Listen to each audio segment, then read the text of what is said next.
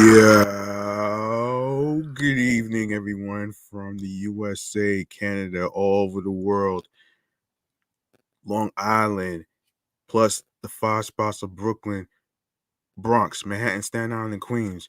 I'm your man, G Money Stacks, aka Lonely Nomad, aka the Gregonator, YouTuber, host with the most, and rookie podcaster of Queens, New York.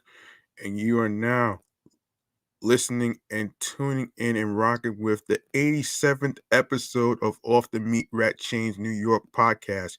And we have a great show for you today. 87 right now, man. How you like me now?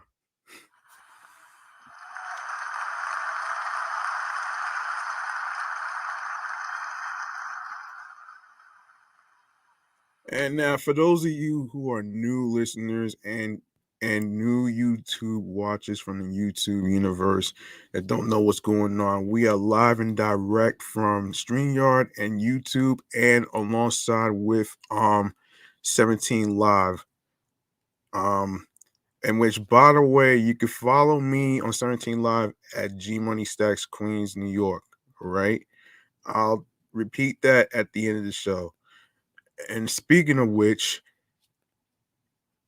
if you are new to the channel and a new listener and a new watcher from the YouTube universe community, and you miss any previous episodes whatsoever, don't worry, I got your back.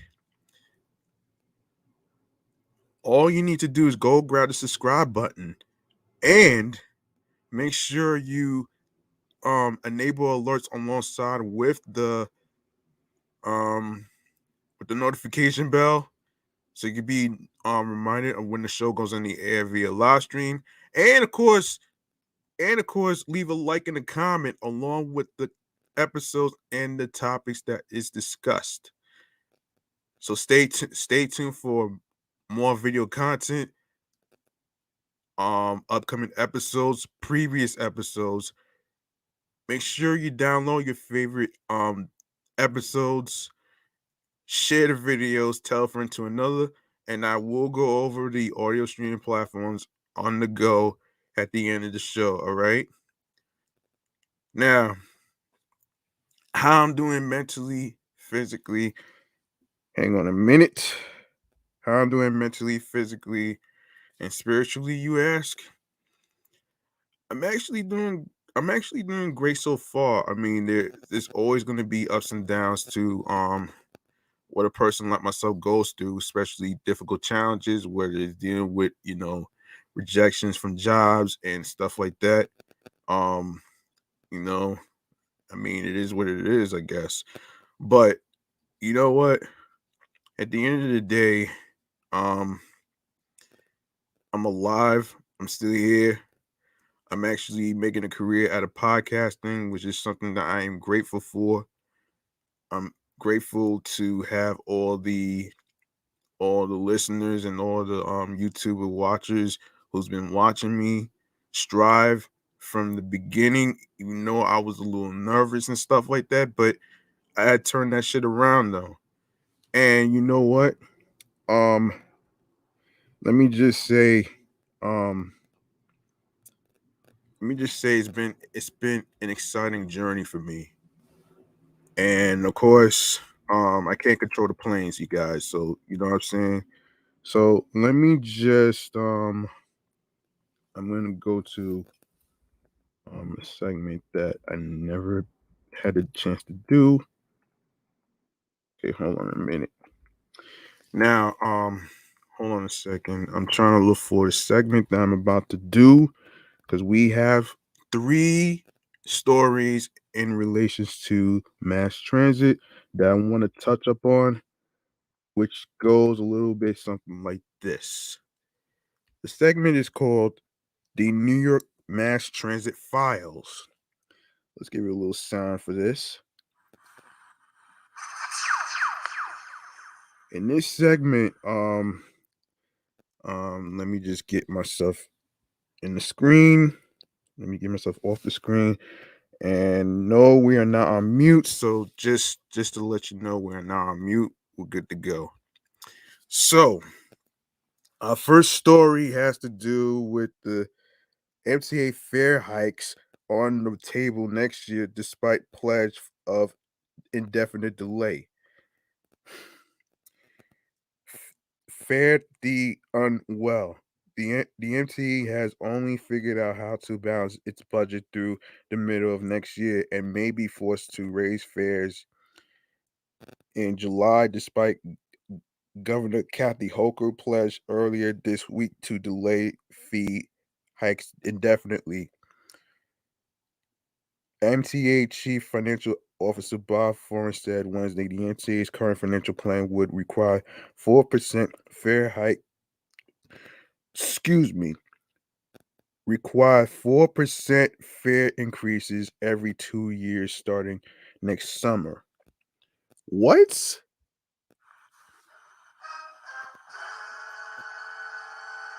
We're already in a fucking slamdemic right here, man. And we're not even out of it right now.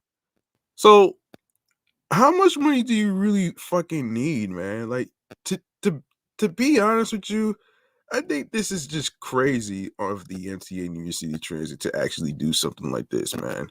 Knowing that there's people who are unemployed, there's people who are struggling, and to even think about your pockets and all that other shit, it's just crazy, man. And and your philosophy is to get people to not drive cars and stuff, but you can't prevent people from not driving their cars. You know what I'm saying? You really can't. Because the more you raise the fares, the more you're gonna lose people into riding trains and buses and stuff. You know what I mean? But there's more to the story here. Okay? Officials will have to make hard, ugly choices in order to keep fares static while avoiding massive deficits, Foreign told MTA board members. We need additional revenues coming in, he said. We have to look at those hard, ugly choices of things that have to be done. The federal funds are a godsend, but they are a bridge to the future. Hogo and MTA Chairman Jano Weaver on Monday said the bipartisan infrastructure package just signed by President Joe Biden had allowed the MTA to delay fare hikes at um yeah, hold on a second, folks. At least 6 months. Yeah, the budget framework presented by Foreign and Deputy Chief Financial Officer Jay Patel on Wednesday showed officials have only figured out how to stave off fare hikes through mid 2022 and will lose $105 million as a result. Um, After 2022, the plan's balanced bottom line is contingent on fare and toll increases in 22, 23, and 25, which contribute a total of 1.8 billion in revenue, Patel said. Come 2025, the MTA will have to borrow 1 billion to balance its budget, she said. The MTA's rocky finances have been in crisis since the start of the COVID-19, which annihilated revenues from riders' fares and state taxes. Billions of dollars in federal aid have helped the Transportation Authority avert financial peril for now. We've been saying this since 2017. We have been structurally out of balance every year since then, Foreign said. We've been saying we need additional recurring revenues coming in every year. Um, Foreign said, hold on a minute. Hold on a minute. Wait, Foreign said, wait. Yeah, Foreign said the MTA's ugly choices could include concessions from labor and aligning our service to the public's needs. Lever denied the latter would amount to service cuts. He called delaying fare hikes a business decision because higher costs could suppress ridership. While he conceded small fee increases in mid 2022 or later may still be in the table, he said he wants to move the MTA from relying on fares to make ends meet. Riders have choices. People are trying to figure out what's their new pattern. Are they committing are they commuting to work? Are they staying at home, and how frequently? We how do how re, do they reorganize their lives after COVID? We don't want to do anything that discourages them coming back to transit, he said. We found out during COVID for New York that we're like the police. We're like fire department. We're like sanitation. We're an essential service that needs to be paid for, and it shouldn't be on the backs of the riders. Interesting. Interesting. Um, yeah, this is it. That's interesting right here, man. Um, that's very interesting. Yeah, that's very interesting right there. Another MTA news. Hang on a second. Um, Another MTA news. This is in regards to the Bronx bus redesign process. Of course, the com- the meeting culminates years of outreach in the borough around historic redesign project that was put on hold during the pandemic. Okay, so here it is. The Metropolitan Transportation Authority today announced the restart of the Bronx bus network redesign process with a final virtual public meeting scheduled for Tuesday, um, November the 9th at 6 p.m., which was recently last week. I wasn't really aware of that. Um, the virtual public meeting is aimed at further promoting public consciousness around the project and will allow riders one more opportunity to provide feedback on the proposed final plan. The meeting follows additional efforts by the authority over the last 2 months to re engage the community on the details of the proposed final plan, with implementation currently targeted for the summer of 2022. That plan was originally crafted after years of public input and was set to be taken to the MTA board for a vote just weeks after what would become the start of the pandemic. The redesigned, no, I'm not interested. I'm not interested.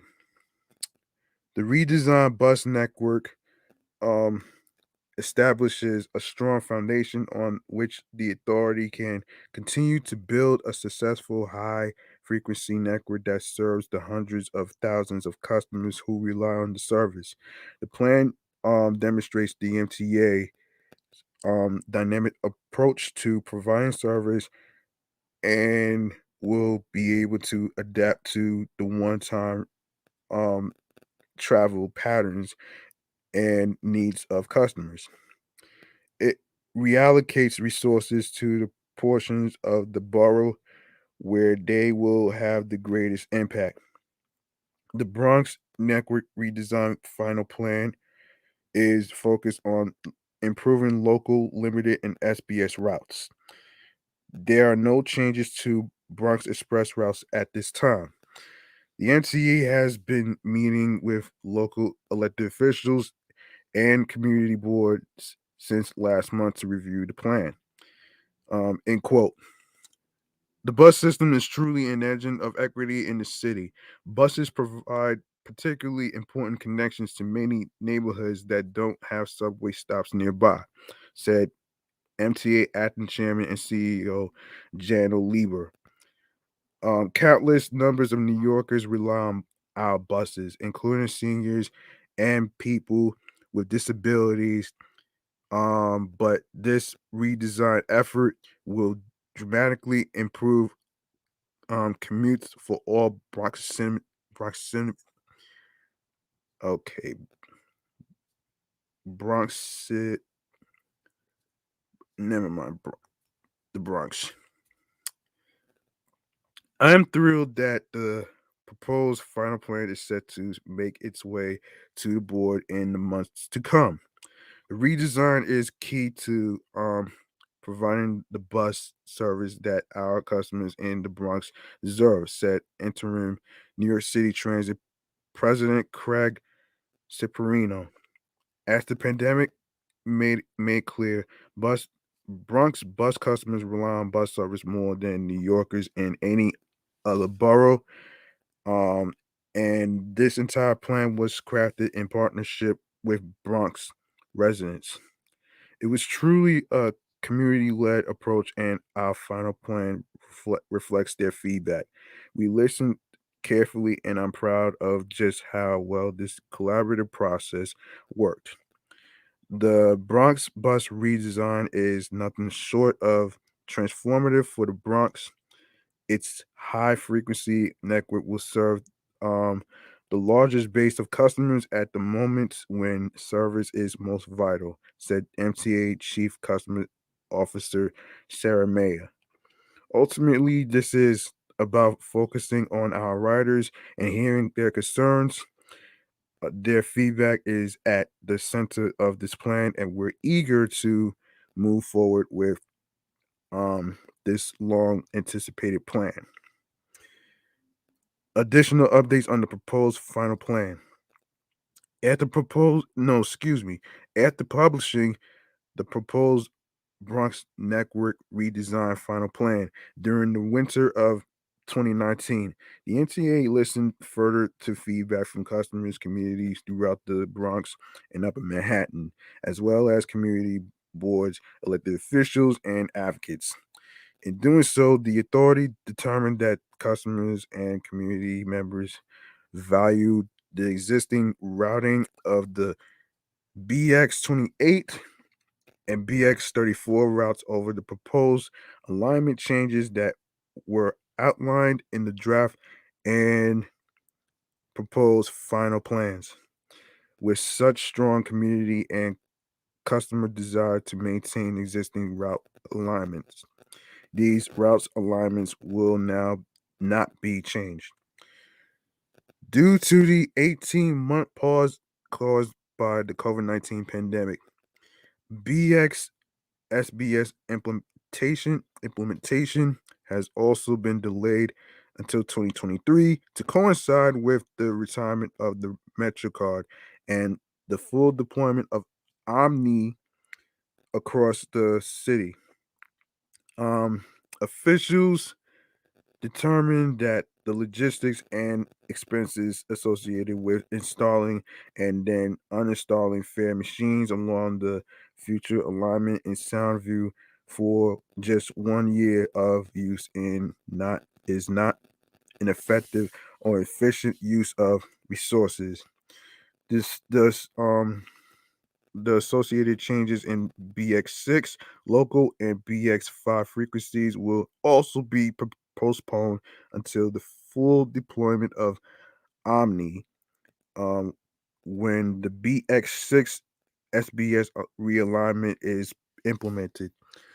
Um, those looking to learn more about the specific details of the plan or changes to particular route profiles are encouraged to review the project's dedicated website um, at new.mta.info/,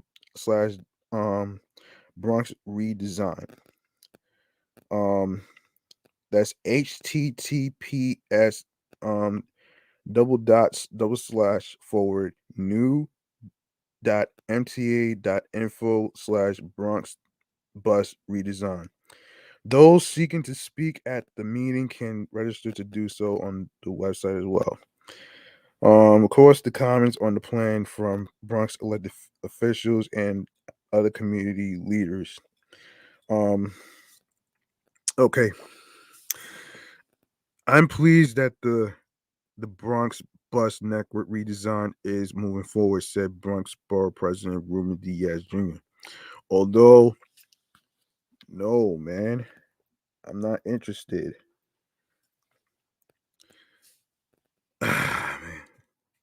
Yeah, although the pandemic has delayed the project as we recover together, the Bronx bus network redesign will provide necessary upgrades that will help New Yorkers get back to their day-to-day lives efficiently. My office has been involved in the development of this plan from the very beginning to ensure that it meets the changing needs of our borough. The end result of this important process is huge. It's a huge step forward in modernizing and upgrading the system for the hundreds of thousands of riders who rely on city buses every day. Thank you to the Metropolitan Transportation Authority for their partnership throughout this process and for the work that you are doing to prepare our borough's critical bus infrastructure for the future. Hold on a minute as I take a drink.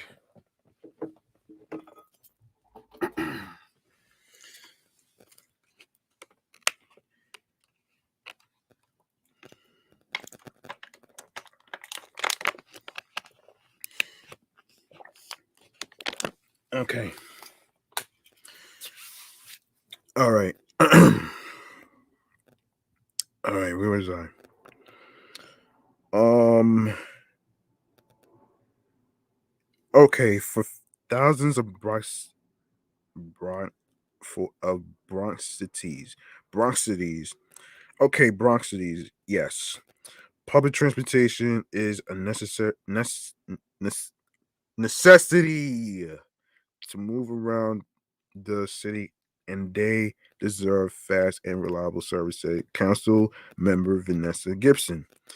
This Bronx bus network redesign plan is a product of collaboration between the community and the MTA to ensure our residents receive fair and equitable bus service across our borough, just as other parts of the city. I commend the MTA for listening to the voices of our community and for taking a necessary step forward in ensuring all New Yorkers have access to high quality transportation. Building a better Bronx starts with building a more accessible public transportation system, said State Senator as Alessandra Biaggi. The Bronx bus network redesign plan would do just that by providing rider focused service, increasing frequency, improving routes, and prioritizing environmental sustainability. Um, I am grateful to the MTA for their commitment to building an improved and efficient bus system that um, Bronx, Bronx, Bronx, Bronx cities can rely on. I look forward to working with them and the community to further improve the lives of hundreds of thousands of riders in the Bronx. Um, Bus service is incredibly vital to people who live in the North and Northwest Bronx, where many residents simply do not live close to a subway or Metro North line, said Assembly Member Jeffrey um, Dinowitz. End quote. I am pleased that the New York City Transit is moving forward with the Bronx bus redesign plan, and I am grateful that they have taken many of the initial concerns that were raised into consideration when making their final plan. The redesign ought to be only the first step in improving bus service, and I look forward to a continued dialogue with um, um, New York City Transit and our community about how we can make continual improvements that help help Bronx cities get where to they need to go quickly. Many of my Bronx constituents rely heavily on buses as a form of transportation, whether it's by commuting to work or going to a doctor's appointment, said Assembly Member Kenny Burgos. Restarting the Bronx bus network redesign program is essential as it will help provide further insight on how to best serve the travel needs of proximity, proximity, Bronx cities. Bronx cities. Yes, so sorry. Um, I look forward to finding solutions to improve our borough's transportation system. With many constituents relying on buses as a method of transportation, it is crucial that we make investments into updating our bus network, said Council Member Kevin Riley. The MTA's commitment to prioritizing improving accessibility and bus schedules will address transportation, uh, desert issues in many areas like District 12. Our public transportation infrastructure is one um, of many key factors. I'm so. Oh, we got a guest here. Hey, how you doing? Good. How you doing? I'm alright. Yourself? Welcome to the live stream. This is a recording of off the Meatrack Chainz New York podcast. How's your week going? It's going great. I believe last time we were talking about cancel culture Yeah, yeah, we stuff. did. I actually was supposed to do a show tonight that was based out of Portland. It's like, but they're going to do it on Zoom because it's all people from out of town. But they're into the cancel culture stuff. Once I figure this out, and it's a lot of that kind of stuff. And I backed out. I backed out of that, and it wasn't for me. I was too. I'm worried I'm gonna say something. I'm worried I'm gonna cross some line. I'm sure I've already been canceled all over the place for stuff I've said, but yeah. Sorry to go off on a tangent. How are you doing today? I'm alright. You know, that's the same situation that Dave Chappelle's going through right now. Yeah, it's ridiculous that I mean the college that he went to, like they won't take him. But I mean, I hear a lot from the comics, like don't even try to do colleges because it's just you're not going to be able to get away with anything. You can't say anything. You have to really watch yourself, or else they're all gonna pounce on you and stuff. And it just people are waiting for this. They're just waiting to get pounced on. And that's really crazy to me because you know, we as human beings, we make mistakes. There's no such thing as a perfect person. I mean, the same goes with Dave Chappelle. Like they was gonna name they was gonna name a place after him. I forget where exactly, but I don't know if that's gonna happen because there's some hypersensitive motherfuckers going on right there.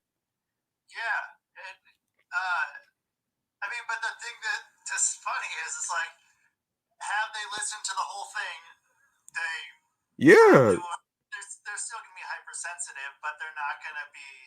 They're gonna understand the context. Or if they watch the other two or three specials before that, they'd understand rather than just whenever they see someone who's the top dog shit person, whatever yeah, they're saying, you better say what they're saying, or else you're gonna be next to be on that cancel list. And it's just a continuous list that just goes on, and eventually your name's gonna be up on it. And if yeah. you're in that part of the culture, people are just they're gonna be looking for you. They're just looking and like stuff, you know, 5, 10 years ago, like or 10 years ago, let's say 10 years ago, like Yeah. 10 years ago, I was 29 and I was a complete idiot. I'm still a complete idiot, but was like I wasn't 29 years old right there, and I probably said some dumb stuff then. I probably did some dumb stuff then. And I mean, hopefully people can grow and learn from things, or at least not just completely shut down the conversation. And Yeah, yeah, I hear you. I hear you. But before I yeah. ask you why you call yourself an idiot, where can people find you in case they want to come see you at your shows and stuff? Man, you can find me anywhere if you go to rustydiamond.net. I might not be an idiot. I might have done some things that were idiotic, but yeah, you can find me there if you ever want hypnosis, if you ever want to get stuff from my vintage store, if you ever want to hear my music, if you ever want to watch me wrestle, if you ever want to do anything, rustydiamond.net, you'll find it all there. And um, it's cool getting to talk with you again. And Yeah. it's some good stuff. It's just there's too many people that are just waiting to be offended, and I mean these people I can understand. I mean they got to be just walking on eggshells all the time. They're always on edge, and when you're that on edge, Yeah.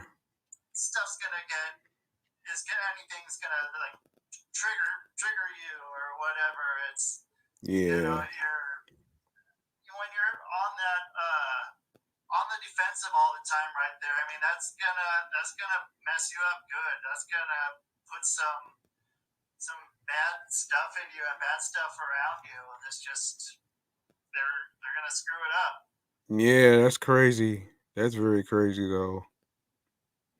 I mean, Yeah. it's always gonna be people that's gonna find past mistakes to hold people, and then it's like, they're not letting, individuals like us grow. Like, it doesn't make any sense to me. Yeah, they want to find you in the past, and if anyone that's still on their friend list, they're gonna hide whatever that person did. If that person has something on them and they get caught, they're doing anything to sweep that crap under the rug until it comes right back to them. But Yeah. Yeah, that was Rusty Diamond in the building, man. So, you know what I mean? That was Rusty Diamond and stuff. So it's like, let me just get that out of here. Yeah. Anyway, man. So thank you to Rusty Diamond for joining me on the live stream. I'm really getting the hang of this right now with this 17 live thing right now, man. And um, anytime I'm on a live stream and I'm recording my podcast, if anyone want to chime in on any particular topics or whatever, you are more than welcome to actually come in. All right. So so there you go. Now, let me see where I left off here. Oh yeah, oh yeah, this is where I was at right here. So rather, okay, hold on. All right, let me just take it to where I actually left off here. Um, okay. Our public transportation infrastructure is one of many key factors in a successful recovery from the COVID-19 pandemic. Rather than going back to normal, we strive for our systems to be better. This includes our Bronx bus network and improving rider experience for the people. The bus the Bronx bus network redesign is a key step in the right direction towards faster, more reliable bus service in the Bronx and beyond, said chair of the Permanent Citizen Advisory Committee to the MTA and MTA board member Andrew Albert. With the continued public input from Bronx riders, it's clear that an improved bus network is needed to help increase mobility um, around the borough. Um, Automated bus lane enforcement, um, protected by no protected bus lanes, transit signal priority, east-west connection, priority corridors, and increased frequencies will speed up our buses and make transit the best way to get around the Bronx. Continuing to improve connections to subway and commuter rail stations and to LaGuardia Airport, expand service and redesign routes to best meet the needs of Bronx riders will also be crucial to building an ac- equitable transit system that serves the New Yorkers who need and rely on it most. the Bronx bus re no, the Bronx bus network is long overdue for redesign, said Tri-State Transportation Campaign Policy and Communications Manager Liam Blank. Uh, Despite a growing population and shifting employment centers, many bus routes today still follow the same alignment as the trolleys they replaced over half a century ago. With a network redesign, hundreds of thousands of daily bus riders stand to benefit from better service and greater access to jobs, housing, schools, and other critical services. We commend the MTA for restarting the redesign process, and we look forward to expanding on this success throughout all the five boroughs.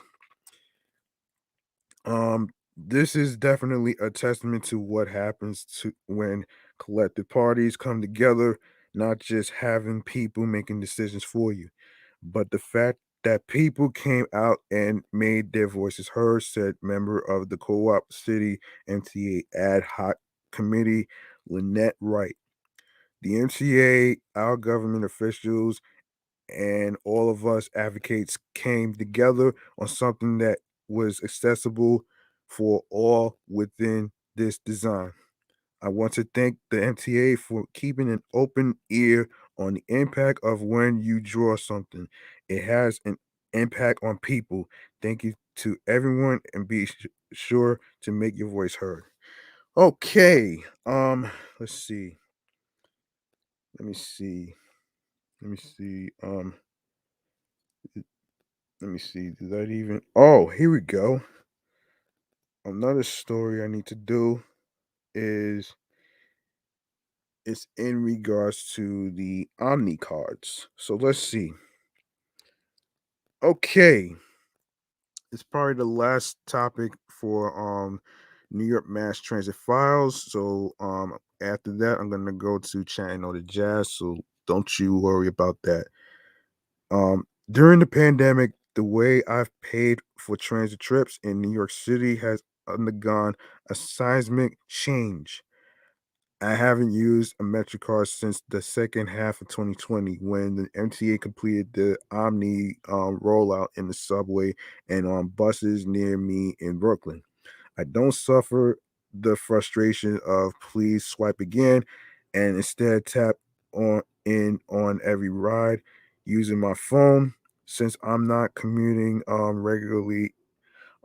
I no longer need a monthly MetroCard, and since I'm paying for each ride individually, I'm happy to use the latest and greatest in payment technology to tap in on every ride. At some point, maybe in January, when I head back to my office a few days a week, this might change and I'll have to revert back to MetroCards of yore. If I'm taking enough transit rides, I'll have to think about whether an unlimited card makes sense. I'll have to map out my planned trips to see if I'm going to make it back to 12 rides per week or 47 riders per month. The current break even points for a 7 or 30-day card respectively. But what if I didn't have to think about it? Enter Omni and enter fare capping. Um, in our age of instant tech gratification, the NCA's Omni rollout has seemed almost Glacial.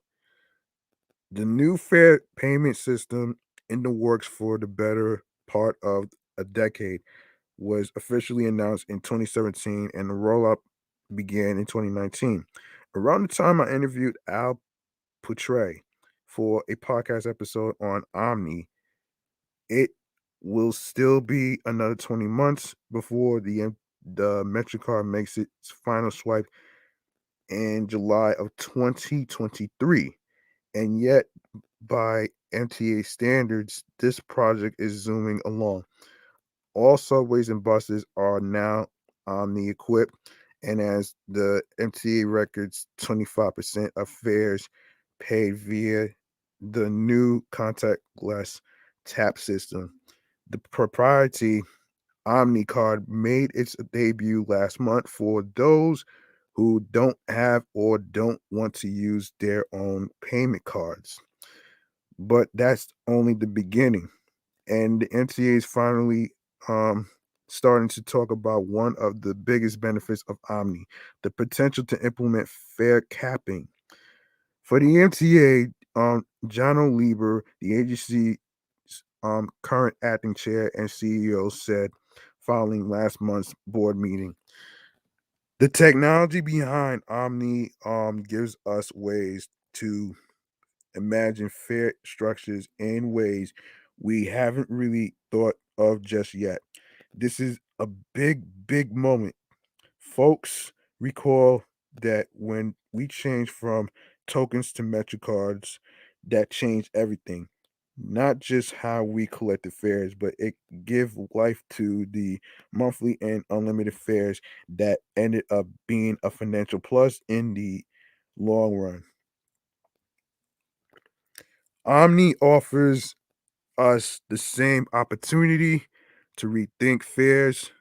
This will Lieber subsequently confirmed include fare capping for the unlimited excuse me, the uninitiated. The concept of fare capping is a simple one. If you take a certain number of paid rides in a given time period, once you reach the cap, every subsequent ride is free. Basically, if you hit the paper ride cost equivalent of I'm sorry, oh, we got another guest in here, man. Hey, how you doing? What's up, man? Hey, how you feeling? I'm chilling, man. I'm doing good. How are you doing? I'm all right. I'm just recording my 87th episode of my podcast right now. Um, so how's the week going so far? So far so good, man. Trying to put on this time. It's like 3 in the morning here in South Africa. What time is it that side? Well, right now, in the East Coast it's 7:13. 7:13 in the morning. No, 7:13 at night. Oh, okay. So you're in the night. Yeah. Well, I'm in the morning. Oh I'm man, just fine. man, you didn't have breakfast yet. But you like, what's that? You didn't have breakfast yet. Nah, I'm going to have breakfast in like 5 hours. What? Next? Oh yeah. That's right. Yeah, because you see, people are sleeping here. And, earlier I was playing a drum and the neighbors complaining, saying, hey, you're killing us, this African shit. I'm like, we are in Africa. What do you mean? Damn. Yeah, I've got a white neighbor, so they complain a lot, man. They're like, stop with your drums. I'm like, hey, look, this is my culture. I have to do this, so I had to stop. Man, man, I'm gonna say she's a fucking Karen right now, man. Who's trying to make everybody miserable. But tell me, why are you lighting? Your lighting is so dark, though? Yeah, because I'm in my room and I don't have like one of those ring lights and stuff. I'm trying to see if I can I'm trying to see if I can invest in one because I'm recording not only on not only on StreamYard and YouTube, but I'm also recording on a tablet for 17 Live right now. Oh, so you got two devices on? Yeah, I do. Oh, Yeah, So before what we I even did, get cut off, where can people find you? man, you can check me out like on the Instas, Facebook. I'm there. You know, I run an entertainment company, man, a dance company called Soul Divine Project. Salty, salty divine. Soul Divine. No, soul, like you know your soul, soul. Oh, soul. Okay, Yeah, divine, like God, divine. You know, Soul soul Divine. divine entertainment. Okay. So Yeah, Soul so Divine. so who created? So who created this? Me and my partner, man. You know, like you know, I lived in America. I was in Atlanta for 18 years, dog. Wow, Yeah, man. that's amazing. I had shows in Disney World, dog. I met Michael Jackson. You know, he invited us to his house at some point, and we went there wearing skin, dog. We wearing skin and shit, smelling like Africa up in there.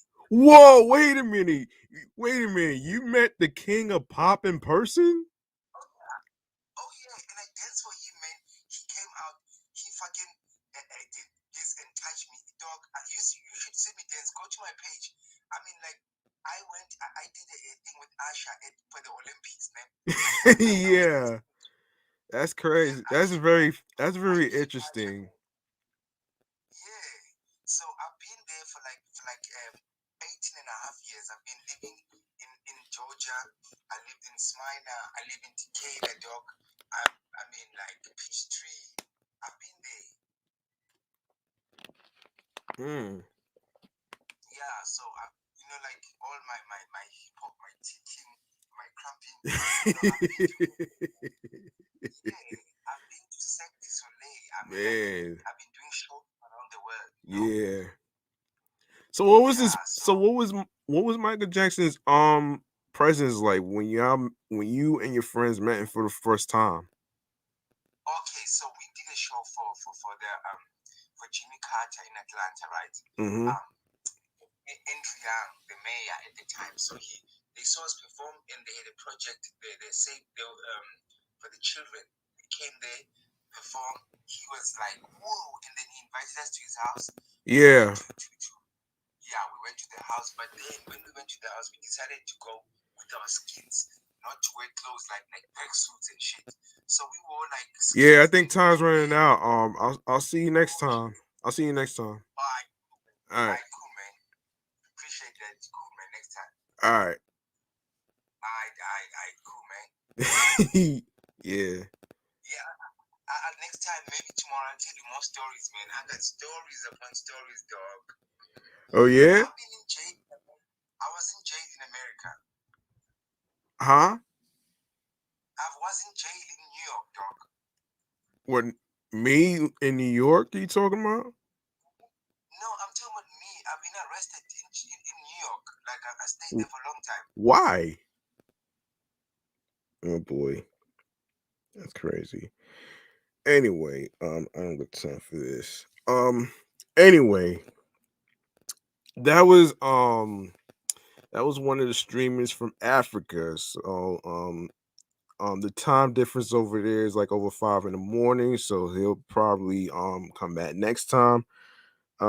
Let me finish where I left off here. Let's see. Let me see. Um, okay. Yeah, yeah, Omni offers us the same opportunity to rethink fares. This will Lieber subsequently confirm include fare capping. For the unlimited no un, the uninitiated, the concept of fare capping is a simple one. If you take a certain number of paid rides in a given time period, once you reach the cap, um every subsequent ride is free. Basically, if you hit the paper ride cost equivalent of a time based pass, you no longer get charged for additional trips during that time period.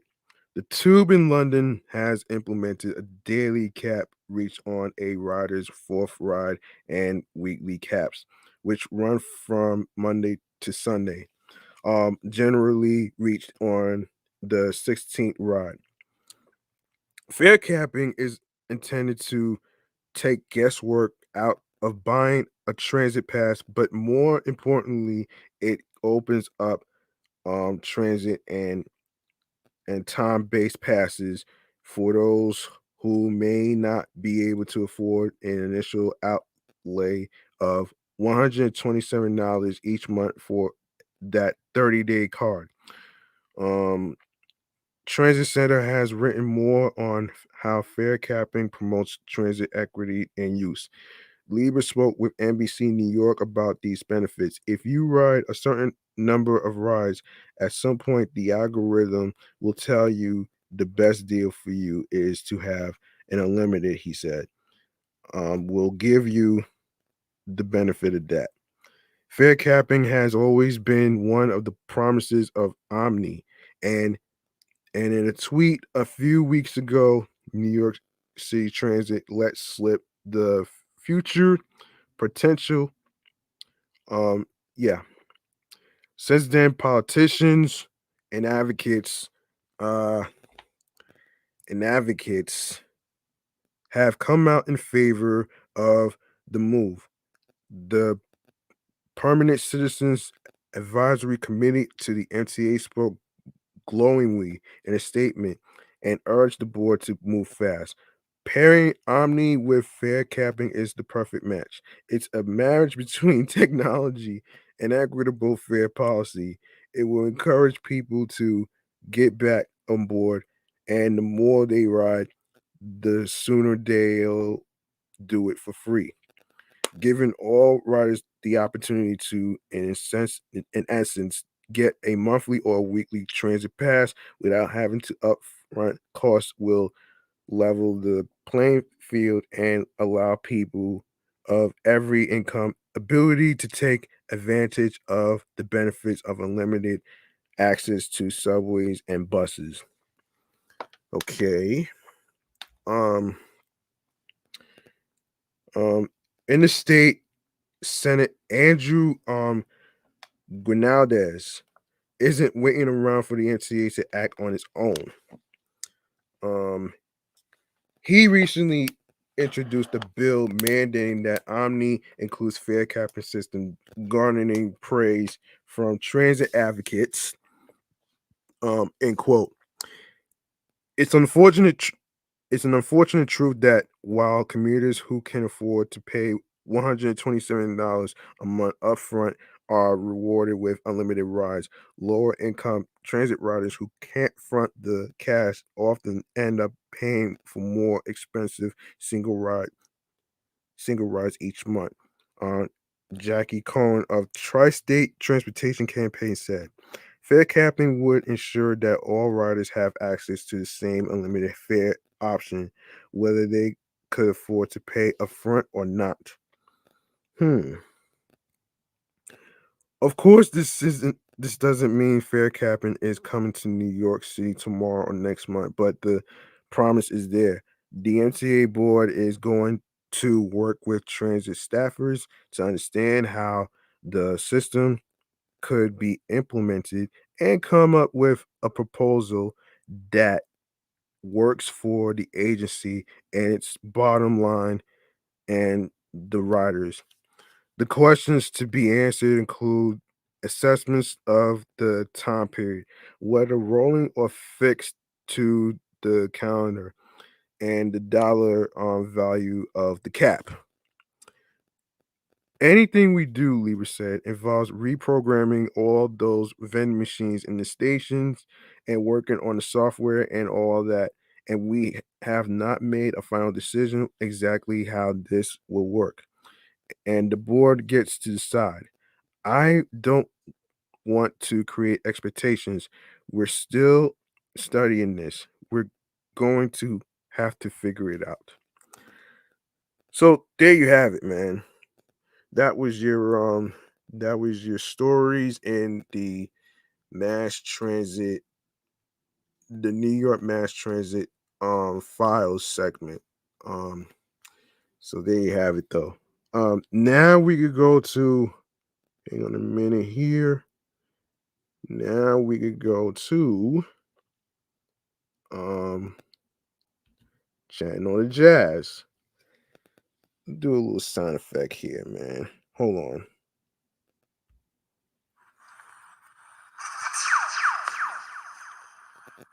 All right.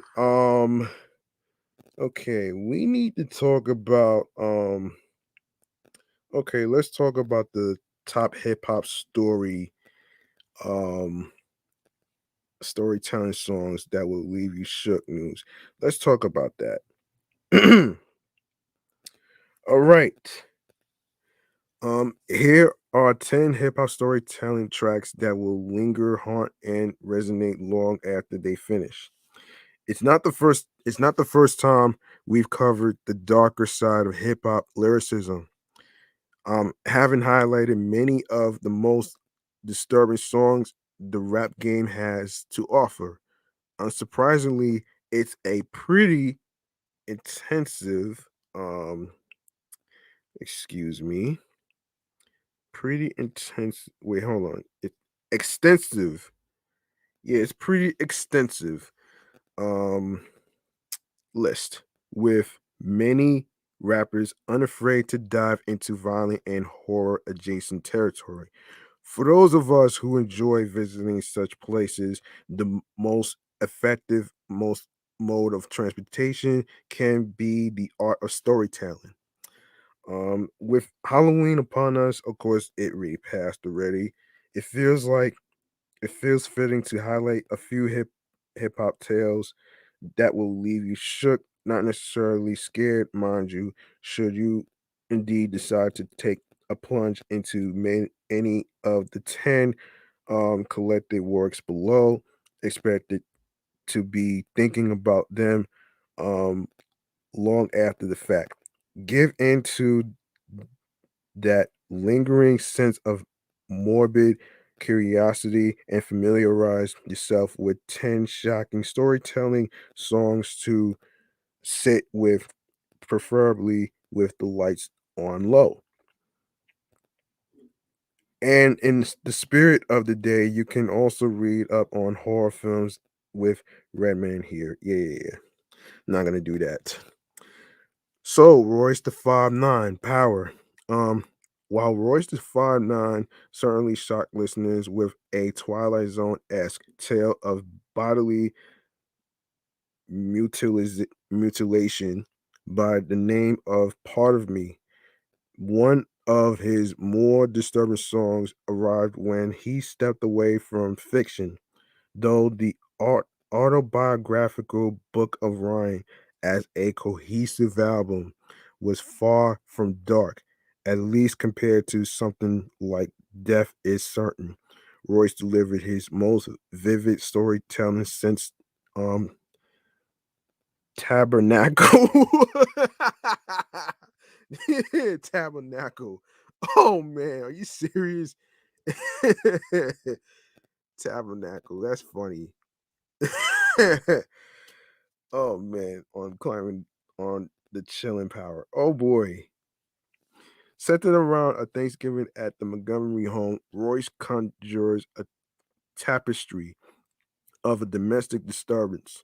The characters are all brought to life in full nuanced glory, with Royce unafraid to draw attention to the shadier parts of his family tree.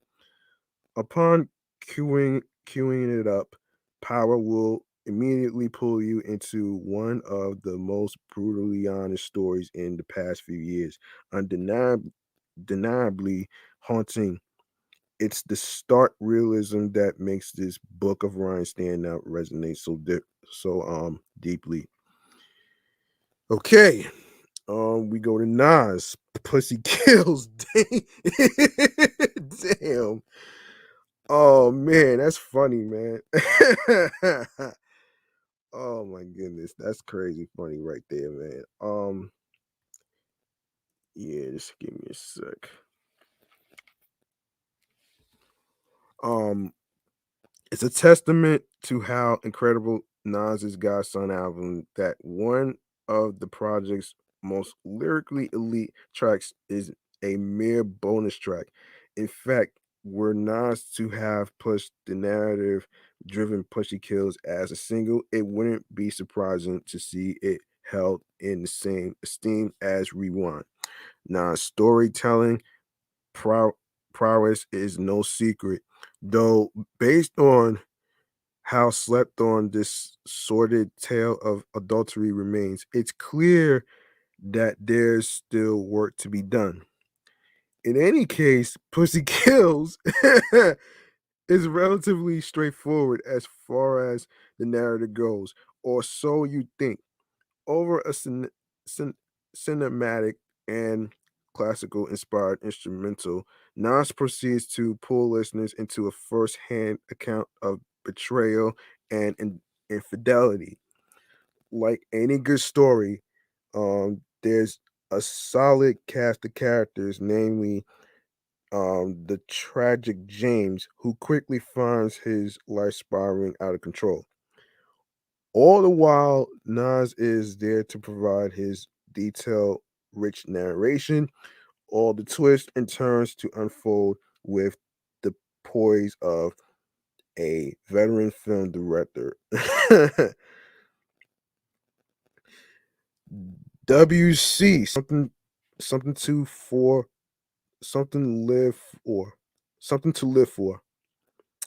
Those with knowledge of West Coast hip hop history know about WC, a storied member of the West Side Connection crew, and though he's largely known for his work alongside Ice Cube and Mac 10, WC's 2002 album Ghetto Heisman was a solid showcase of the dynamic MC. While there were plenty of bangers throughout, WC opted to close the project on a surprisingly haunting note. On Something to Live For, WC gets into storytelling mode, stepping behind the mic with cinematic flair as he paints a picture of a ransom gone are we. Rather than operating from a bird's eye view, Dub inserts himself as a key player in the somber tale. What unfolds is a parent's worst nightmare upon finding his daughter kidnapped. Dub must scramble to put together the ransom money before the unthinkable happens. It's a daring transition away from the established tone and one that brilliantly captures the danger inherent within the West Coast rap blueprint. DMX, Damien. Having written about Damien trilogy at length already, there's not much new ground for me to cover on DMX's incredible supernatural saga. Still, it would be irresponsible to ignore the song that started it all. Easily one of the most chilling hip hop classics in the history of the culture. DMX's Damien works on a variety of levels, be it a cautionary tale about the temptations of evil or a evilish, devilish dose of horror fiction fueled by biblical imagery. Over a sinister instrumental by Dame Grease.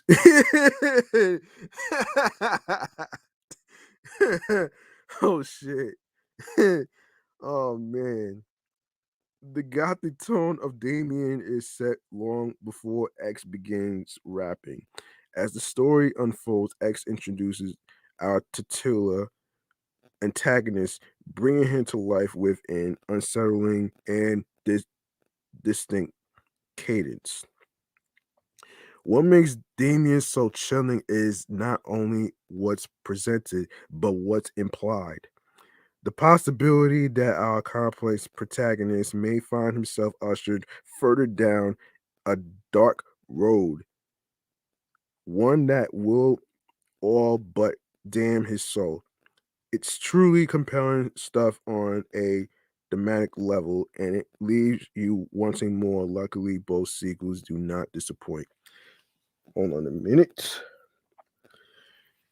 Nah, we not on mute, so we're good to go. All right, so Jay-Z, Meet the Parents.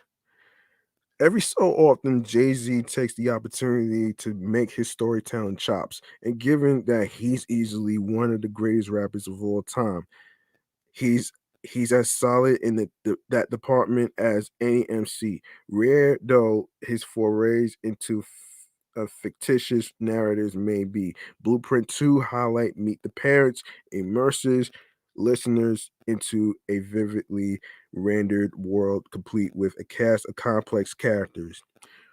Over a mournful backdrop by Just Blaze, who sets a cinematic tone with one of his most emotionally charged instrumentals ever, Jay Z paints a picture of a family's tragic decline.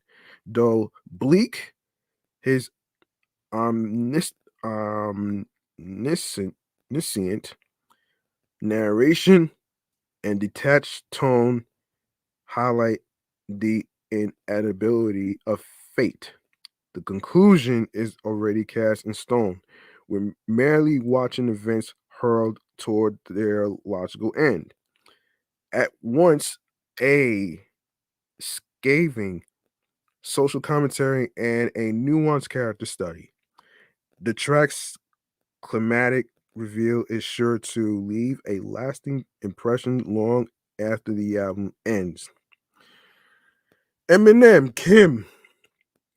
Eminem has no shortage of tracks that could earn a spot on this list.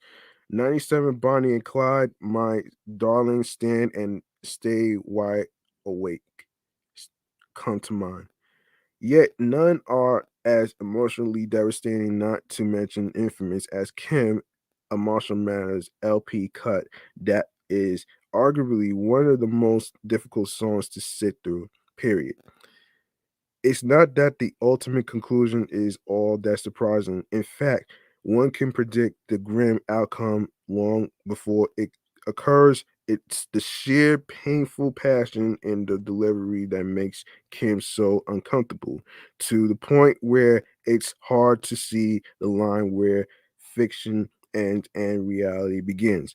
Um, Insofar as the writing itself can plays out like a drunken stream of consciousness, the disturbingly brilliant sort of penmanship that feels at once sloppy and meticulous.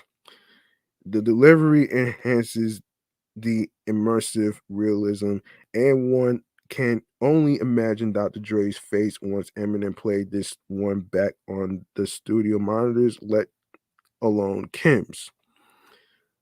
Scarface. Um, I seen a man die.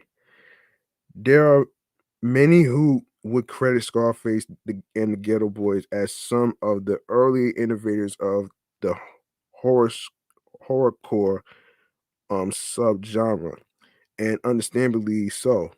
Yet, while um many of their earliest tracks are among the most violent and depraved selections in hip hop history, think Mind of a Lunatic, for example, one of Scarface's most enduring songs has to be the profound and haunting I Seen a Man Die. Originally released in 1993, as part of Scarface's The Fix album. The track showcases in all too often underrated lyricist at the height of his craft, penning a tale that spans across years. Face follows the life of a man trapped in a violent cycle, reflecting on universal themes of loss and regret. His baritone cadence imbues his words with gravitas, and it's likely that Scarface's heavy reflection will endure for decades to come. A song that will leave you shook, but not without spurring a moment of introspection first. Immortal Technique, Dance with the Devil. You already knew this song was going to be included, as in many ways. It's among the most shocking songs ever written in hip hop history. That's not to say that Immortal Technique's notorious masterpiece should be written off as mere shock value. As the lyricists makes sure to dedicate a substantial amount of time to both world building and character development. The saga he depicts comes alive with such detail, it's almost as if technique experienced it firsthand. In fact, he claims the events are actually based on a true story, though many have disputed that. At this point, the song's reputation precedes it, and detailing the plot would be would be a disservice to those who haven't heard it yet. Fans of storytelling songs would be wise to check this one out as soon as possible, provided you have somewhat of a strong stomach. Yet those that take the plunge will quickly find themselves into immoral techniques, detailed examination of crime, and consequence, with an ending that stands among the bleakest conclusions in media. Period. Raekwon the Chef featuring Ghostface Killer, Jihad. Um, the combined storytelling talents of Raekwon the Chef and Ghostface easily stand at the top of the hip hop pantheon. Tending to favor grimy crime sagas, Ray and Ghost once again worked their magic on the classic only built for Cuban Links Part 2, Cut Jihad. For his part, Ray weaves an intricate setting, um, replete with detail, but it's Ghost who makes this one really resonate long after the fact. While Ray engages in his own criminal caper, Ghost lamps across town with a lady friend, leaving absolutely nothing to the imagination. Tony shamelessly pulls listeners into his X-rated tryst. Unfortunately, the woman he's engaged with happens to be the mother of his little homie's child, his little homie who happens to be barging through the door with his gun drawn. What follows is a standoff that truly leaps off the page. Rest assured, the something about Mary reference will leave a mark. Throw in an instrumental from the king of horrorcore himself, Necro, and Jihad makes for a fitting addition to the list. Tech 9 in the trunk. Fans familiar with the extensive discography of Tech 9 already know about his storytelling chops. And while many of his best writing centers around reflections on his own life experience, his beloved KOD album found him taking a spooky foray into horror fiction on several occasions. While the obvious choice for inclusion has to be the extremely chilling Pinocchio, if only due to the uncertain cadence Tech employs, the song was covered at late in hour in quote most disturbing songs piece right here. And there is a part two right here.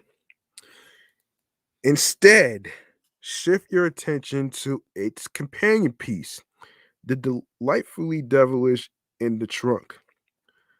A simple story at its core, the song centers around Tech Nine's impulsive decision to kidnap a woman, lock her in the trunk of his car, and to drive around for what ultimately turns out to be weeks.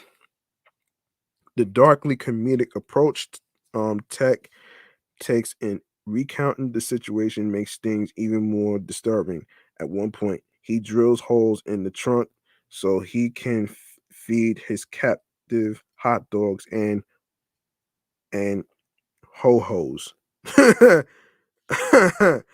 by the time um by the time the track wraps up and the fate of his victim is revealed, it's hard not to imagine Tech as a worthy horror villain of his own right. Hold on a second, man. Hold on a minute. Hold on.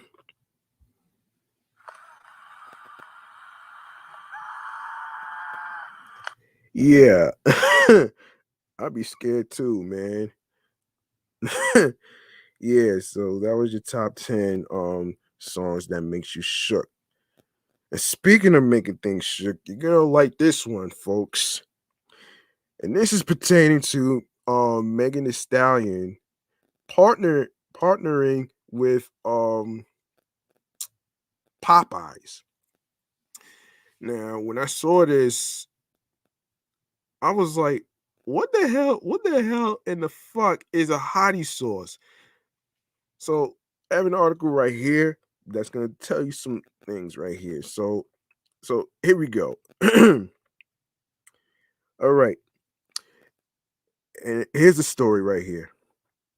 In a 2021 collaboration with female rap artist Megan Thee Stallion, Popeyes created a popular dipping sauce with a feisty kick for dunking your nuggets in strips or for slathering over a crispy chicken sandwich. The Chicken's Chainz limited edition hottie sauce. You want to know what a hottie sauce is? I'll fill you in. Hottie sauce is a sweet and sour combo with a base of tangy cayenne pepper sauce. It's sweetened with sugar, corn syrup, and honey, and freckled with delicious Aleppo peppers. I'm not sure what that is. Um, the sauce is filled with big flavor and appears to be a huge success for the chain since they have been running out of it at some locations. The recipe is easy, so you'll have no trouble being the cloner over 1 cup of this spirited sauce just as soon as you get your hands on some tasty dried A- Aleppo pepper flakes, which you can find online. Um, this recipe is easy, so you'll have no trouble being the cloner. No, hold on. I did read this part. When I went back to Popeyes a week later to load up on more sauce, they informed that it was sold out. So if you like to use this sauce on your crispy chicken, you may really need this recipe. But don't stop there. You can also make a homemade version of Popeye's chicken sandwich here. Okay. Hold on a minute, man. I don't know if I'll actually have something like that though, man. But if I have something that involves hot peppers and stuff like that, it's gonna make me scream and go to the damn bathroom like this. I can't believe you call it hottie sauce, man. Like, oh man, that's crazy, man. Here are the things to make this hottie sauce, okay? So here we go. Get this: 1/2 cup of water, 1 teaspoon cornstarch, 2/3 of cup granulated sugar, one 1/3 cup Frank's red hot cayenne pepper sauce, one 1/3 cup light corn syrup, 1/4 cup honey, um 1 1/4 teaspoons around Aleppo pepper, 1 tablespoon plus 1 teaspoon apple cider vinegar. Okay, whisk the cornstarch into the water in a small saucepan. Add the remaining ingredients, excluding the apple cider vinegar, and bring to a boil over medium heat. Reduce the heat and simmer for 5 minutes until thicker. Remove from the heat and stir in the vinegar. Cover and cool. Okay, which makes it 1 1/4. Okay. So there you have it, man. And you know what? You know what? You can't really knock somebody for trying on what they're trying to actually do. Um, you know what I mean? Um, I have to really say, man, I'm not knocking this idea, but I don't know how many people would actually try this hottie sauce that's on the Popeyes commercial and stuff like that. And even if it's like limited, I mean, will it be available for everybody?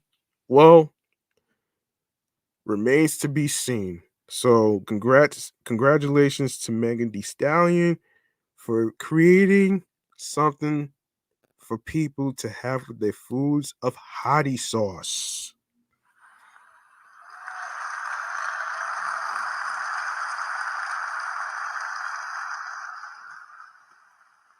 And speaking of congratulations, we gotta do a congratulations to LL Cool J. All right. So,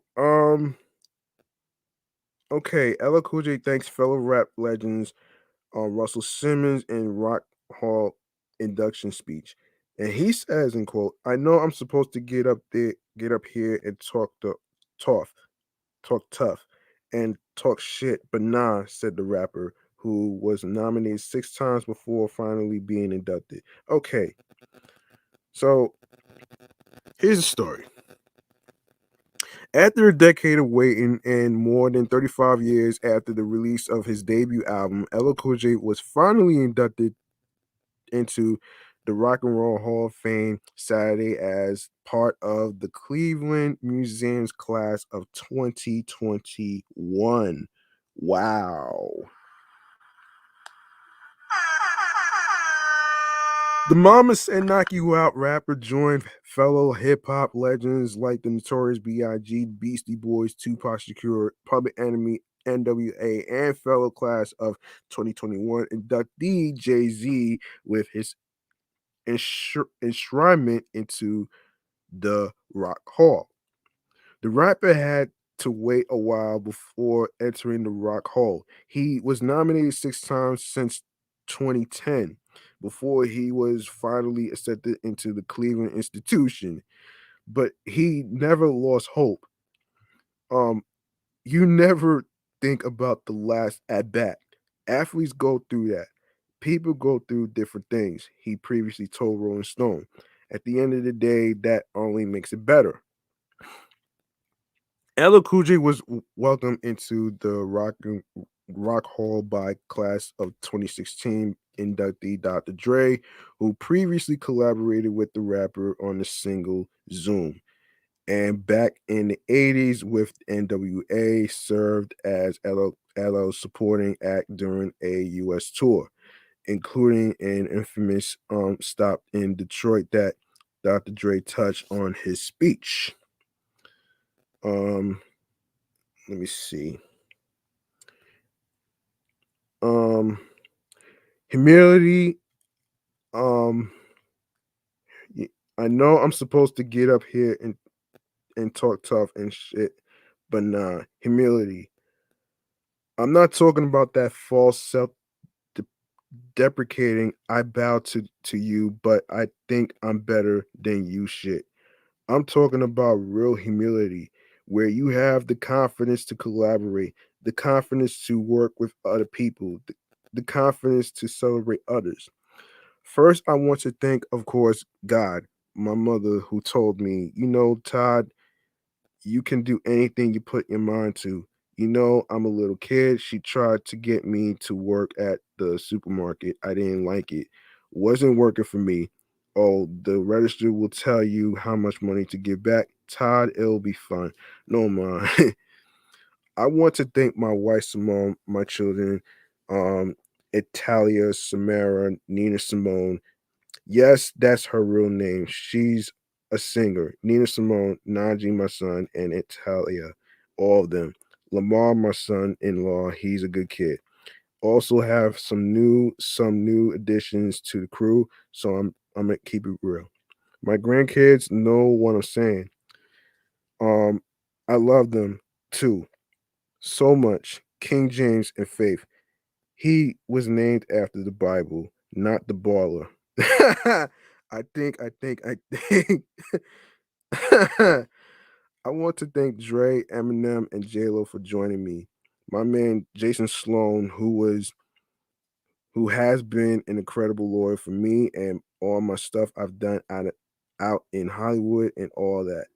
Michael Hertz, my business manager, who won't let me buy a pair of Converse, but I guess that's why I'm okay now.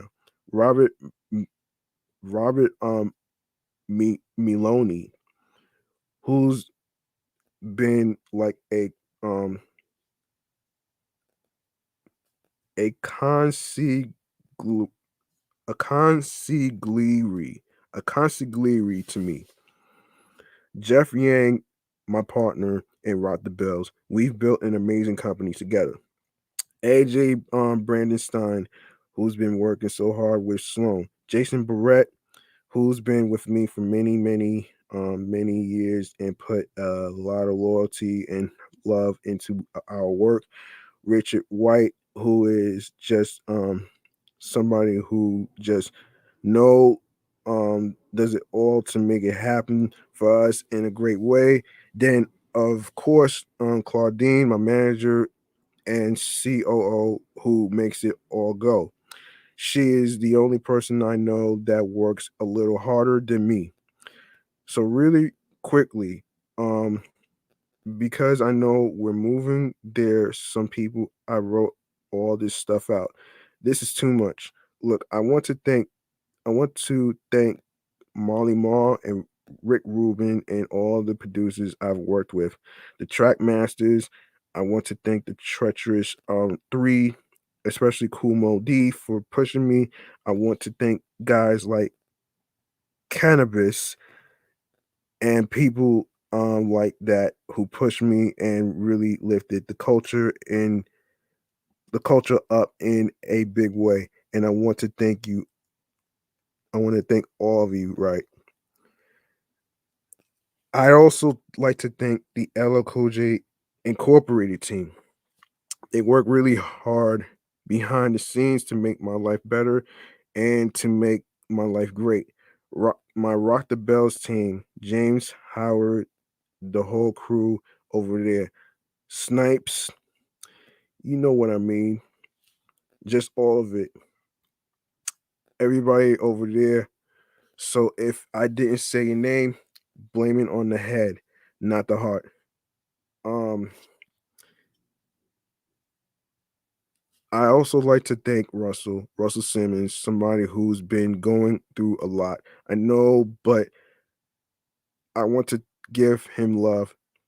He was there for me, helped me make my dream come true.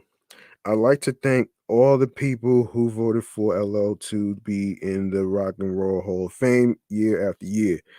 A lot of people, when I told them I got inducted, they say to me, "It isn't isn't it is about time." You see, what people don't realize, I wasn't thinking about the people who voted against me. I was thinking about the people who voted for me. It was love. Like what I was feeling was, wow, here's some people over there who won't take no for an answer. They like, yo, this guy got to be in there, and we're going to keep fighting for you till we get him in here. So I want to thank you. Other than that, Queens, of course, Harlem, Uptown Queens, I love you. The last thing I'll say is rock and roll. Hip hop loves you. We borrow your beats, we sample them, we turn them into hits, and we know where we came from. We know where things come from, and we love and appreciate you. Man, congratulations to LL Cool J for being inducted into the Rock and Roll Hall of Fame. How about that, man? Hold on. Let's do some air horns, man. No, wrong one, wrong one. And a round of applause.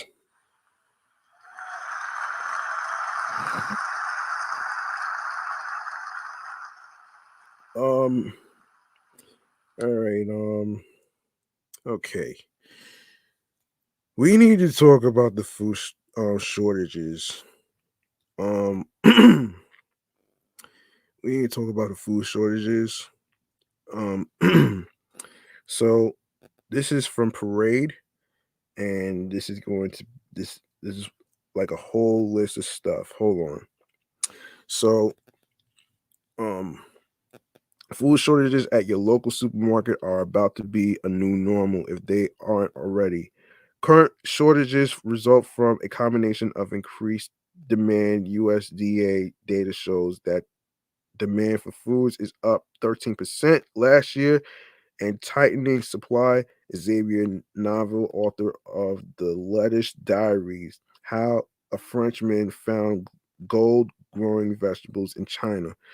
Food processing company founder and executive and strategy coach explained to Parade. In quote, depending on categories, tightening supply can come from adverse climate conditions. For example, Canada's harvest of durum wheat used in pasta and is down 30% compared to last year. Or it can be because many food factories are operating below capacity because of COVID-19 restrictions in production. One silver lining, um, the actual food is still here. In most cases, you are not dealing with actual food shortages, but with disruptions in the supply chain. Navel says, in quote, when it comes to food imports, other factors come into play. Two-thirds of the apple concentrated consumed in the United States comes from China, and a large portion of its fish catch is shipped to China to be processed and exported. With Chinese ports showing a 7-day average of 206 ships waiting at ports versus 82 ships pre-COVID. Logistics um, for such items is likely to be inconsistent too. And with Chinese factories operating at reduced capacity because of power restrictions, supply issues for food products destined to the United to the US market, like frozen or dried vegetables used as ingredients in soups or ready meals, will be impacted too. Find out what groceries may be missing due to global food shortages at the time. Um, Shortages at stores, and please don't panic. This too shall pass. Okay. In short, yes. Okay. There are a number of reasons for this, and yes, you guessed it. One of them is the COVID-19 pandemic. There are also labor shortages and supply chain issues due to a number of other problems, including climate change affecting crops and rising energy prices worldwide. As a result, you are likely to see some shortages of certain food items while shopping. Those supplies may vary depending on time and location. Okay, what foods will be in short supply? Okay, there may be a poultry shortage. Okay, so there's turkey and chicken will likely specifically be in short supply. Experts say the turkey shortage is predominantly of small turkeys.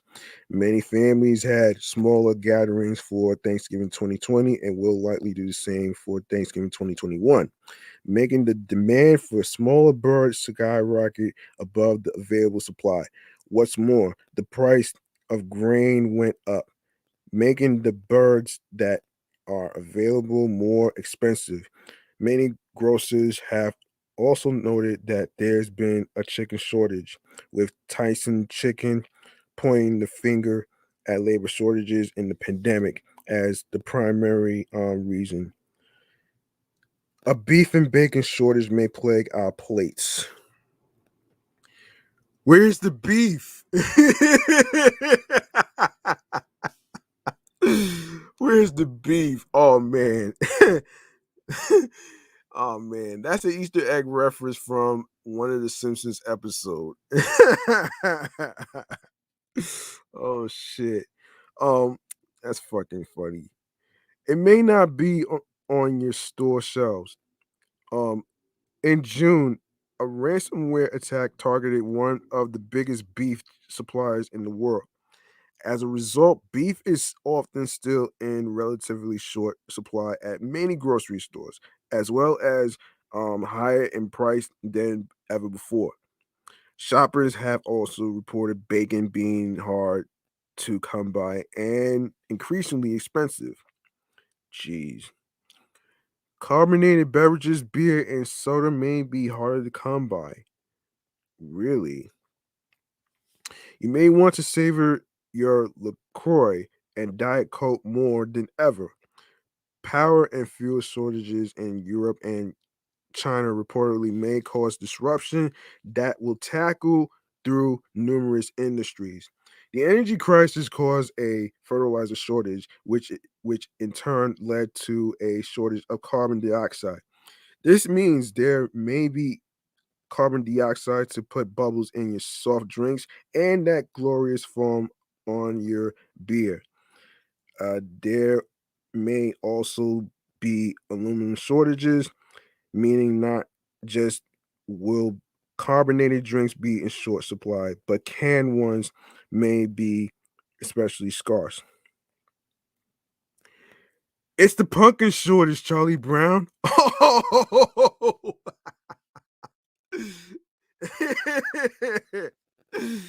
Wow. Good grief. Canned pumpkin may be in short supply for the second year in a row because 2020 wasn't enough of a hellscape thanks to COVID-19. Mother Nature added a drought to the mix that hurt pumpkin crops. This year the spread of a fungus on many pumpkin crops in Illinois, from which most canned pumpkin and pumpkin puree is sourced, may make getting your autumnal flavor fix even harder. There may be a pet food shortage, of course, according to Reuter. Um, Price hikes on ingredients like corn, soy, and meat, as well as certain oils, have led to price increases on pet food, with certain retailers like Target and Amazon actually facing pet food shortages. Also contributing to pet food shortages is one otherwise silver lining to the pandemic. An average of 12.6% of households got a new pet between March and December 2020, leading to a higher demand for pet suppliers. Bottled water shortages may flood stores. Okay, now might be the best time ever to invest in a water filter because bottled water has been scarce for many shoppers. Let me see. Yeah, it's one of several items that Costco specifically has put buying limits on for customers. This is largely due to droughts in many areas, themselves a result of climate change, as well as an overall shortage of plastic and, of course, good old fashioned panic buying. The paper towels and toilet paper shortages may be back. Hold on, hold on to your hiney. Because toilet paper shortages may be a plague we can't quite escape yet. Costco has limited toilet paper purchases for customers, with paper towels also taking a hit. We may we suggest a bite it or some microfiber cloths. There may be a shortage of Lunchables and juice boxes. Oh boy. The pandemic has disrupted supply chains across the board in a number of ways, making many moms nervous at the grocery store, um, and potentially leaving picky eaters hangry. It's actually hungry. Many shoppers have noticed empty shelves where Lunchables were once stacked high, as well as shortages of juice and sports drinks, with many stores saying that the products won't be readily available as normal until as far as 2022, which is next year. Lunchables parents company Kraft Heinz told today in a statement, in quote, compared to 2019, nearly 2 million more households bought Kraft Heinz brands in the second quarter of 2021. We are also seeing all time high demand for many of our brands, including Lunchables, which in that case has been driven by proactive steps in and investments in marketing and brand renovation that deliver on expectations of modern parents and kids. As such, Lunchables is seeing double-digit growth for the first time in 5 years. We're actively investing in our supply chains and have teams working fast and furiously so our retailers and consumers can get more of the Kraft Heinz products they love where they like to shop. Um, Canned food shortages may be common. Oh boy. Um, Aluminum is in short supply for a lot of manufacturers. So those of you who love to stock up at can sales uh, may have a tougher time this year. In addition to aluminum shortages, there's also simply the fact that more people are cooking at home, thereby increasing the demand for canned food overall. And as the demand increases and availability of aluminum decreases, you guessed it, canned goods will be a lot more expensive. Mamma mia, there's a pasta shortage. As an Italian American for whom Sunday sauce is an absolute necessity simply to function as a human being, the idea of a pasta shortage is nothing short of devastating, and here we are. Droughts and record high temperatures have affected wheat crops all over the world, driving up the price of pasta and making it harder to come by. Bread may cost you some extra bread. Wow. Um yeah. Like pasta, climate change effects on droughts and temperatures made have made bread more expensive and more scarce due to damages of wheat crops. If you still have some sourdough starter from 2020, it may be a great time to bust that out. A liquor shortage may make all this hard to bear. Ooh. If everything you just read about food shortages made you want to take a tequila shot, we definitely understand, but you may want to hold off. According to NPR, there is a perfect storm of factors for a booze shortage. The time it takes to simply produce liquor and expenses to import it. And the difficulties associated with sourcing glass. If bathtub moonshine makes a comeback, we'll know why. Okay. What else? I need. Is there anything I need to cover before I wrap up the show? Let's see. Let's go see. Oh, one more topic to talk about, and this is in regards to Chris Brown. Okay. Now we're getting somewhere. All right. Um. Here we go. Um. Here we go. So Chris Brown hosted two surprise URL rap battles at his mansion. Okay. Um It's been a big weekend for Ultimate Rap League fans. Not only did the organization link up with Drake for the Till Death Do Us Part event in honor of the Canadian artist's birthday, but they also got together with Chris Brown to host a few battles at his mansion. The With You singer even hosted the event and stood by Smack White and Nunu Nails all night long. All hip hop reports that Brown said what the URL TV movement is doing for the culture is crazy. Before assisting in the coin flip to determine which of the competitors will be facing off first. Let's see. Um. Okay. Hold on. So the first battles of the night saw Lou Castro and Fonz, two newer URL stars, go head to head. Afterwards, Charlie Clips. Oh shit. And young God Chest took their turn. These two competitors had already been announced by the organization, but fans weren't aware that the location of the event would be Brown's mansion, making it even more special. Dat Piff on Twitter shared a 16 clip from one of the battles that sees one of the MCs boldly calling his competition a fruitcake.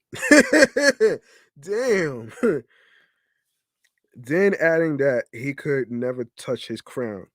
In the background, Breezy can be seen intently listening, appearing to almost crack up with a laugh upon hearing the aforementioned bar. He then turns to the person next to him, seemingly praising the rapper in front of him. Fonz and Lou Castro's battle streamed on Caffeine on October 31st and will be made available on the app next Monday, November 8th. The Chess and Charlie Clips face off was actually done in collaboration with Netflix as a part of a promotional video for the Jay-Z and Will Smith produced film The Harder They Fall. Of course, you can check out the newly uploaded clip below. Elsewhere, in the URL universe, Drizzy appeared to be more than a little tipsy during his event on Saturday night. Who would you rather watch a battle event with, Champagne Poppy or Chris Brown? Remains to be seen. Okay, remains to be seen. Hold on, let's see how much time I have. Oh shit. Okay. All right, let me go to your comments before I wrap up. All right. Who do you got here? We have I can't read your the symbols. I'm so sorry, but thank you for the snack. Appreciate you. Um Pluck it said hi, hello, welcome to the live stream. Appreciate you. Um and I'm not sure who you are, but thank you for joining the live stream. Um, who else? We got Gangwell, um 3160 3160. Hello. Thank you for joining.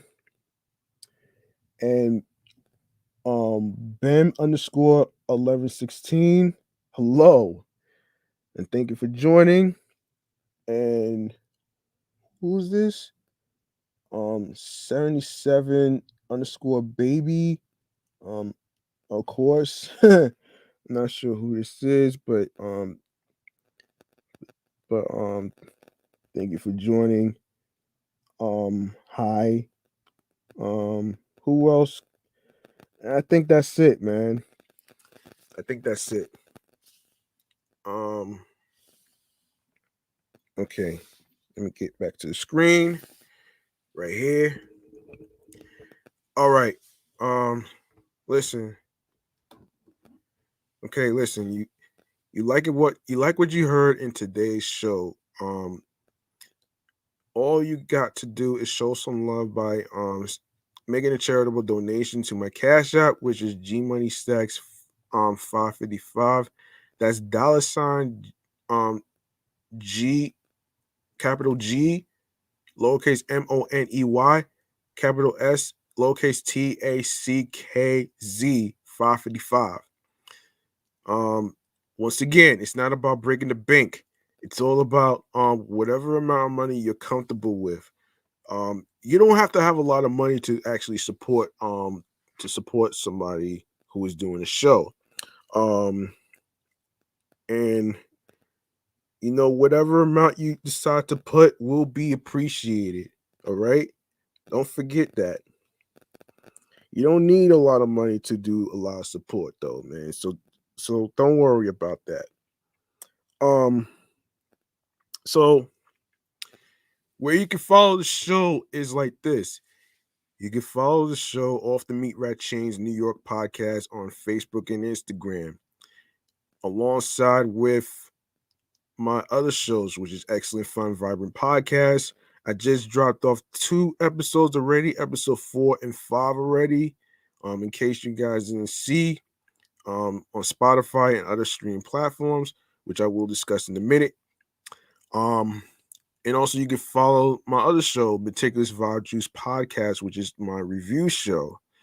And alongside with my primary handle on the gram, which is Instagram for short folks, is G Money Stacks 555 in Queens, New York. Now we could go to the streaming platforms on the go. All right. Now, I did mention in episode 86 that this show and the post that I made on the podcast page for Off the Meatrack Chainz New York podcast, that 3 of the shows, including this one right here, was added to a phone app called Pato Polo, which I will do an episode discussing that in the future. So don't worry about that. I'll give you the details on what this is about.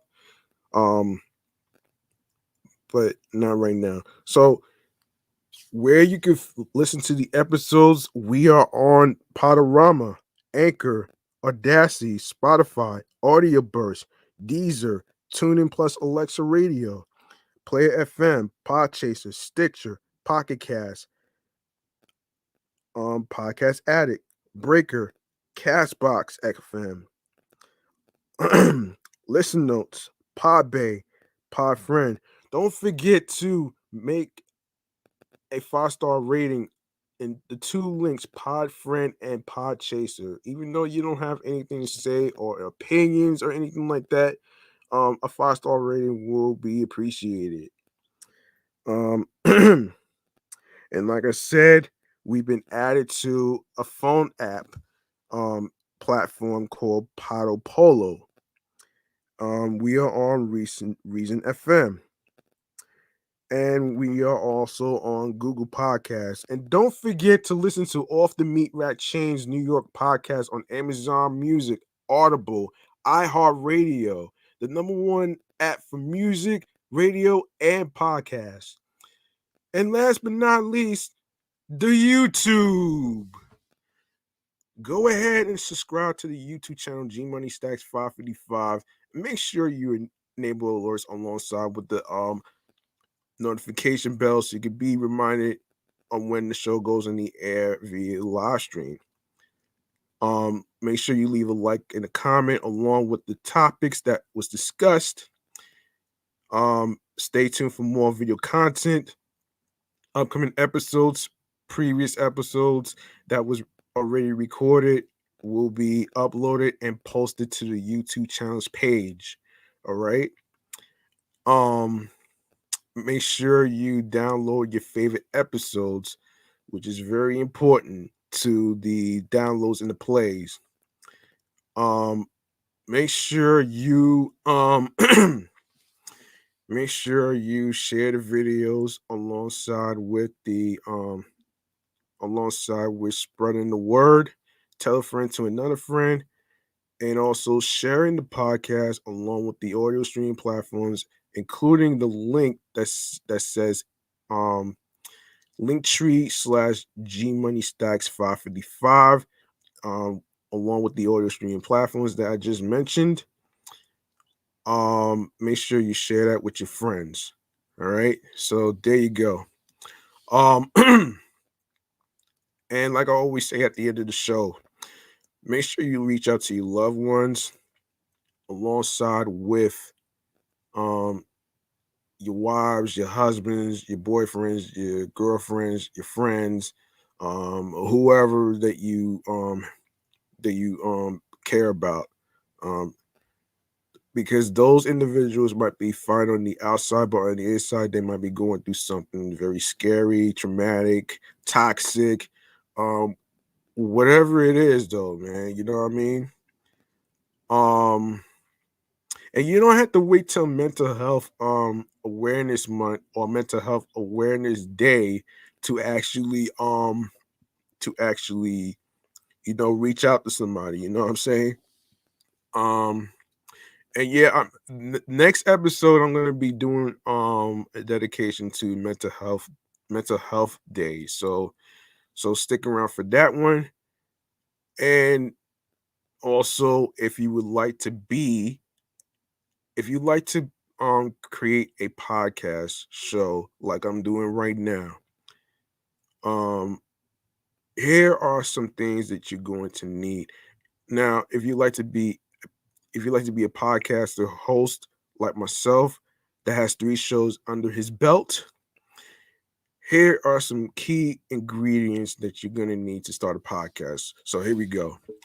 You need headphones, and you definitely need a microphone. You also need a laptop or computer, whichever item you have um, will work for you. You also need a audio software.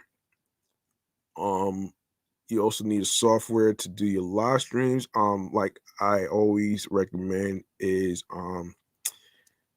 I recommend StreamYard because I've been more familiar with StreamYard more than doing Zoom.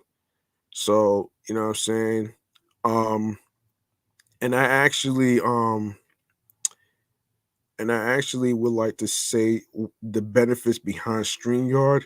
So the benefits behind using StreamYard is basically it comes with ways for you to create banners, the talking points, the banners that scrolls across the screen, like to tell you where to follow the shows, the social media handles and stuff like that. And of course you have like websites, and of course the name of the show, which is on the screen right there, the name of the show right here. So um and another better another benefit of using StreamYard is that as the host, you get to send invite links to to the context of whoever you got phone numbers with and email addresses and stuff like that. You set a day, and then when that day comes, and and and I see you in the live stream, and you're trying to come in, I will invite you to the live stream so you could be a part of the live stream recording. That way you'll be able to chime in on some topics, what you think about the certain stories and stuff like that. So I'm hoping to actually do some more of that in the future. Um, so there you have it though. Of course, my other recommendation is Anchor. I also use Anchor because it distributes the podcast. It helps with you know with the launch, which we launched on Anchor last year. So I didn't want to waste any money to actually be on our hosting site. So I was like, you know what? Let's do Anchor because at the same time, I'm not trying to waste any money on producers and engineers and stuff like that. So I figured do things that's like hands on. So I'm hands on. I'm the owner, and I'm actually maintaining the creative control and the creative freedom of the content that I create, which is very important to new podcasters out there that want to create a podcast show like I'm doing right now. So also, when you're coming up with the name of the show, um, you wanna make sure that it's a name that nobody has ever heard before, and don't worry about the idiotic critics who critique everything. All right, this is all about you and what makes you happy. And the reason why I say that is because this was from a recent episode of All American in terms about you know what makes you great. You don't have to tell anybody that you're great. It's just like the saying goes, don't talk about it, just be about it. Great is basically the fuel to your tank. You just want to show people how great you are. And also it's also about being humble too. And you know, being humble can get you to a lot of places. And that's basically what I learned from the All American latest episode that just passed. So there you have it. Um, there you have it right there. Um, and basically, that's about it, man. So also don't forget to follow me on 17 Live, which is G Money Stacks, Queens, New York. That's 17 Live, at G Money Stacks, Queens, New York. All right, that's where you can find me. All right.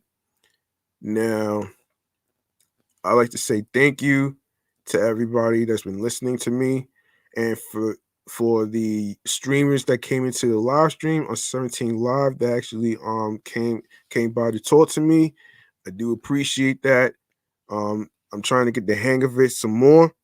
Um, hopefully, hopefully, maybe someday, there will be more to come. Um, I'm actually trying to. Actually, there will be more to come, so don't you worry about that one right there. So, oh, once again, thank you so much for listening and tuning in and rocking with me. I'm G Money Stacks. I want you to be careful out there. Make sure you wash your hands with your hands with your soap and water, your hand sanitizer, which was one of the parts I was about to say, which is hand sanitizer, so I didn't stutter. So don't forget to get your water along with your Gatorade for electrolytes because you need energy and stuff. So um for stamina and stuff, you know what I mean? So there you go, man. This was a great episode 87. Stay tuned for the next episode. I will see you next time. Um, G Money Stacks clocking out. Um, Peace and one love, and have a good night.